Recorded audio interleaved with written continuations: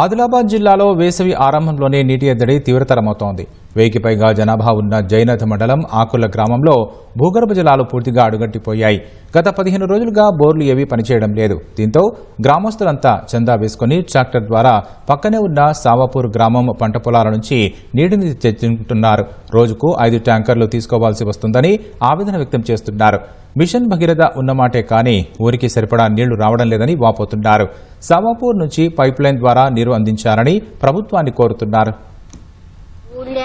నీళ్ళు లేవు ఆకూర్ల ఇల్లుకు చందా తీసుకొని ట్యాంకర్ కు మేము నీళ్లు చేన్ల ఏమి వస్తున్నారు.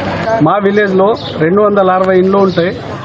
సరాసరి మాకు నీళ్లు 5 ట్యాంకర్లు కావాలా. అయితే ఇప్పుడైతే వాటర్ లేవు సార్. మా ఊళ్ళో వేరే చేన్లకి వెళ్ళి మేము చందాలు తీసి డీజిల్ ట్రాక్టర్కు డీజిల్ పోసి ఊళ్ళో నీళ్లు తెస్తున్నాం.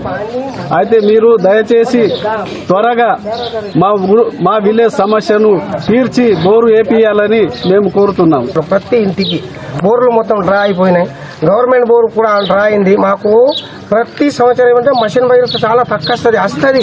ప్రెషర్ తక్కువ ఉంటాయి. ఒక 12 గంటలు పడతాయి. దానికి మాకు సపోర్ట్ అంటే బోర్ ఉండే గవర్నమెంట్ పోయిన సంవత్సరం ఎమ్మెల్యే సాబ్ కూడా ఇచ్చిన ఆ బోర్ కూడా డ్రా అయిపోయింది. ఇప్పుడు మాకు పరిస్థితి చాలా బేకార్ ఉన్నది. దాని కొరకు కలెక్టర్ గారు ఎంపీడీఓ ఎమ్మెల్యే అందరికి మేము చెప్తున్నాం. ఎంపీ కూడా చెప్పిన ఎందుకంటే ఏమన్నా చేసి మాకు సావాపూర్ నుంచి ఆకూర్ల దాకా పైప్లైన్ వేసి బోర్ వేసి నీళ్ళు ఇవ్వాలని కూడా నేను చేతులు జోడిస్తా. ఎందుకంటే కొందరు అంటూ వాటర్ ఉన్నది లేదు. మషిన్ భగీరథ వాటర్ వస్తున్నాయి మాకు లేదన్నట్లు కానీ ప్రెషర్ చాలా తక్కువ ఉన్నది.